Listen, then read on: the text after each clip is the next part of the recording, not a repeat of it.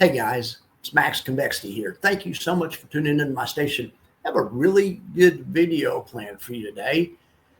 It's called, Why Does KURV Have Such Better NAV Return Than YieldMax? Now, the too long don't read is, if you just want to know the answer is KURV has better NAV return than YieldMax because KURV uses monthly covered calls instead of weekly covered calls like YieldMax uses. Let's check out a year, a comparison between TSLP and TSLY. TSLP is the KURV fund based on TSLY. TSLY, a lot of you guys will know, is the YieldMax fund based on TSLY. We'll go back based on Tesla. We'll go back a year and let's test both of them. Okay, so TSLP's NAV is the same. It started at 20 and it ended at 20. It's actually 18 cents higher, but we're going to call that a wash. Okay. So now let's see how TSLY's NAV did. They went from 15 to 8. Let's just call that a 50% drop. Okay. Why does KURV's NAV do so much better than YieldMax? It's not just these two. It's every single one of them. Now, we're gonna keep looking at these. It also has to do with the velocity of money. YieldMax is able to work its investment harder than KURV does by writing options more often. Remember, YieldMax writes options weekly. KURV writes options monthly. And there's no right or wrong answer, but they give you different outcomes. In some circumstances, I believe weekly works better. And in some circumstances, I believe monthly works better. But in covered call strategizing, longer time frames improve NAV performance, but they cost you income. When you use monthly options are better at catching NAV, but they give you less income. It's just a trade-off. You probably heard me say there's no free money in trading or in life for that matter. In covered call writing, you can either prioritize. When you're planning your covered call strategy, you can either strategize to try to go for a high NAV return, or you can go for a high yield, but not both. If you were able to have great NAV return and a super high yield at the same time, this would break the laws of free money because there wouldn't be a hard choice. Money always involves a hard choice. Investing always involves a hard choice. And if it wasn't a hard choice, then we'd all be rich. That's their hard choices. So this isn't to say you can't make great money selling covered calls, but it is to say you can't simply just write a covered call once a month and expect to outperform the market. The devil's in the details and in the execution of the strategies. Okay, so let's talk about this just for people that maybe new max people or something. Let's look at the mechanics of a covered call both ways. We're going to look at the mechanics of this is a weekly covered call and this is a monthly. And I brought them up together and I have the weekly and the monthly on the same chart so we can compare and contrast it. Okay, so weekly covered call, we're just going to do it on the SPY. My friend Mark from Discord does covered calls on the SPY daily, and other people do also. Mark's the first name I came up with. So this is somebody that owns 100 shares of stock. The SPY is trading at 595, 596, something like that. You can tell by a little hash mark.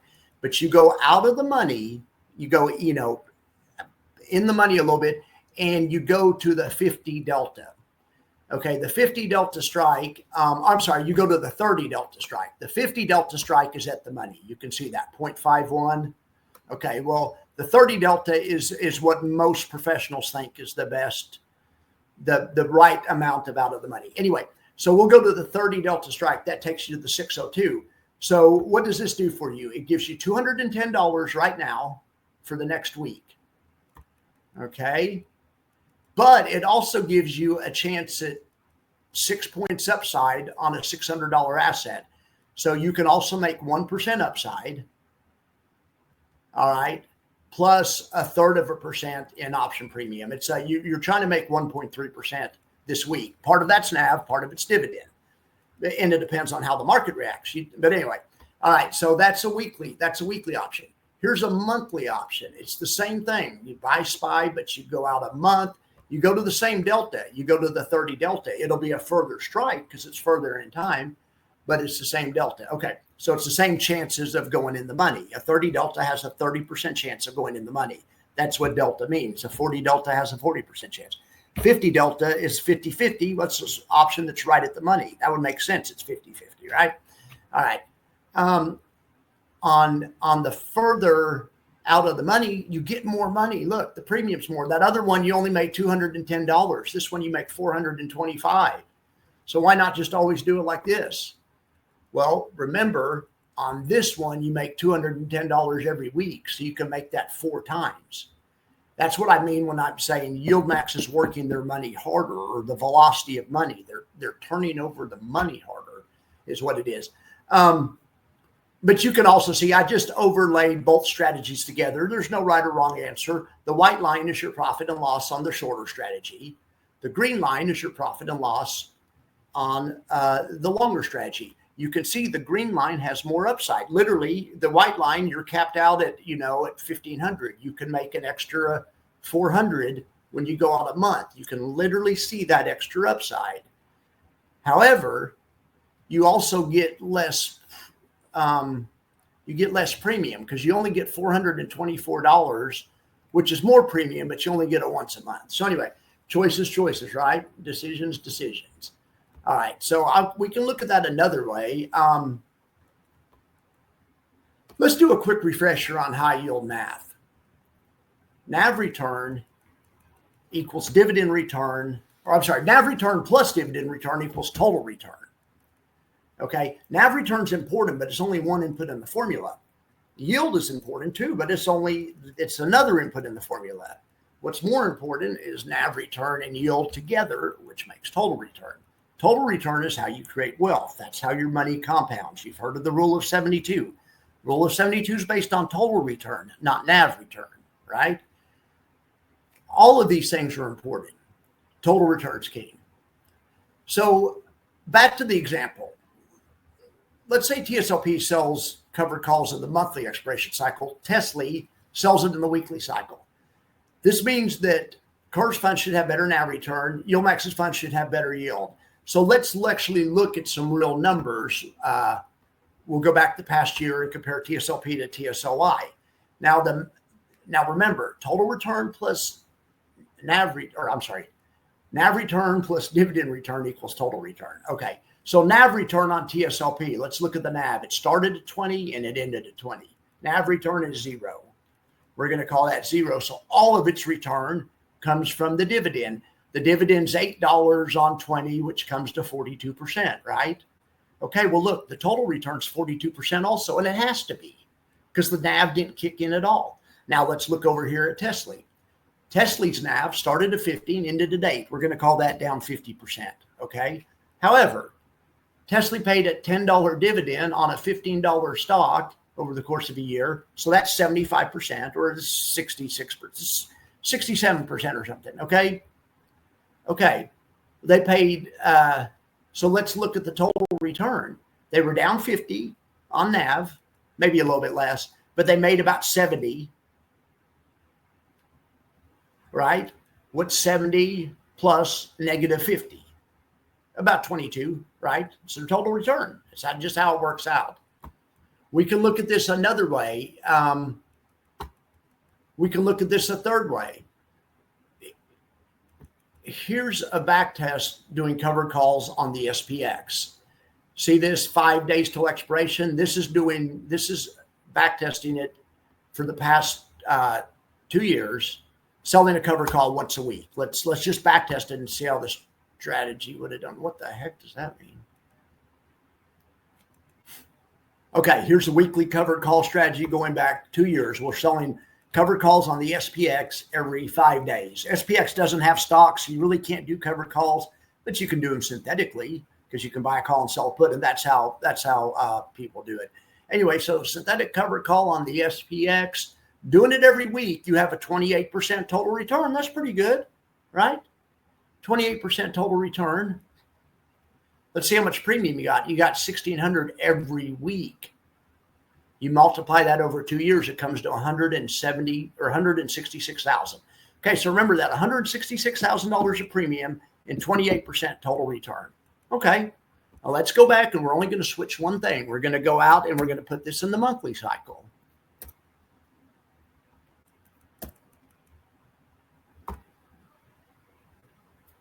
So we'll do the back test on doing a monthly covered call strategy and see what it says. Oh, look, total return is higher.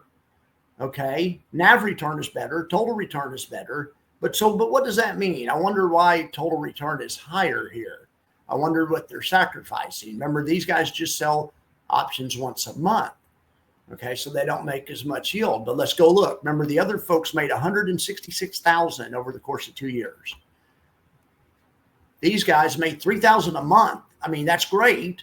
It comes to $99,000. The other guys made about a 70% premium in yield. Shorter time frames, higher yield, less NAV return. It's just the way it works.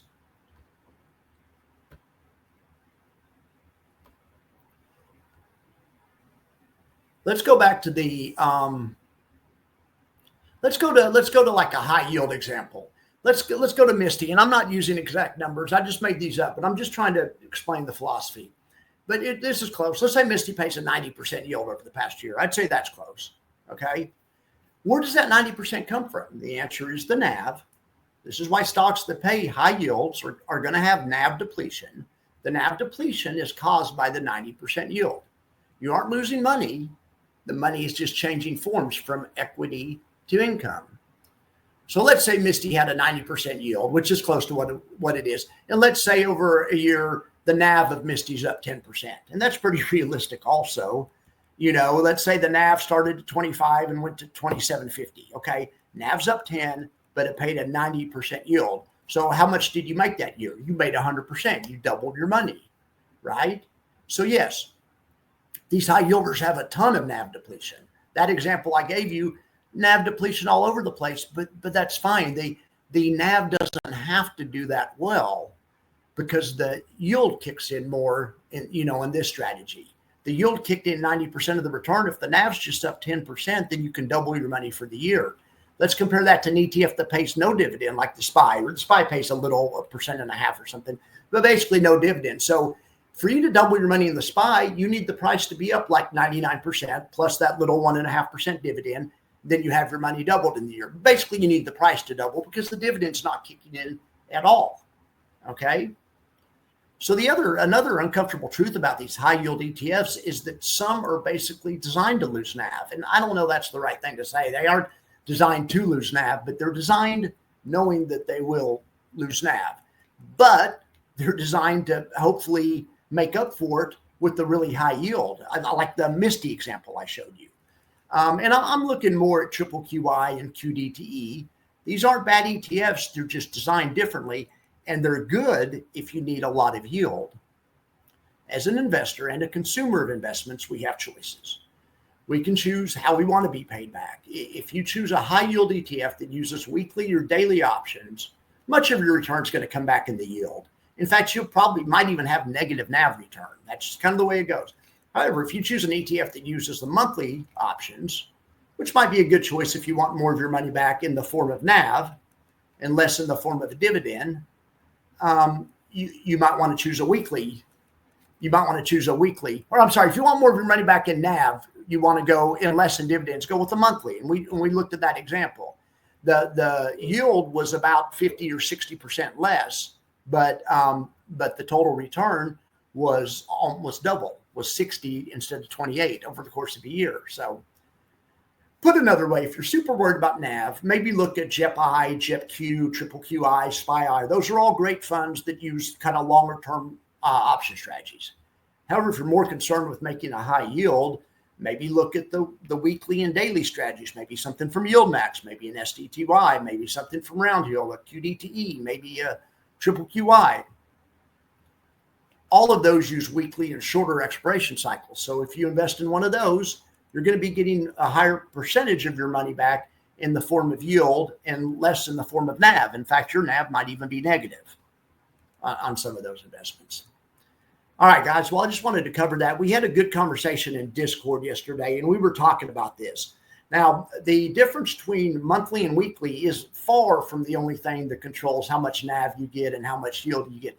But it's the number one factor. The number two factor is how far out of the money you write. And we talked a little bit about that, but those are the two big factors that you can control. So whenever a fund releases a prospectus, if you go read it, you read the prospectus or you watch my channel or somebody that reviews it, and you hear them talk about what the option strategy is, You know, if it's a monthly option strategy, you can generally expect more NAV stability, less yield. Or if it's shorter term, it's the opposite, right? All right, guys. Just remember, there's no free money, no shortcuts. I wish there were, but there isn't. All right, guys. I appreciate each and every one of you guys, and I want you to have a great afternoon. See ya.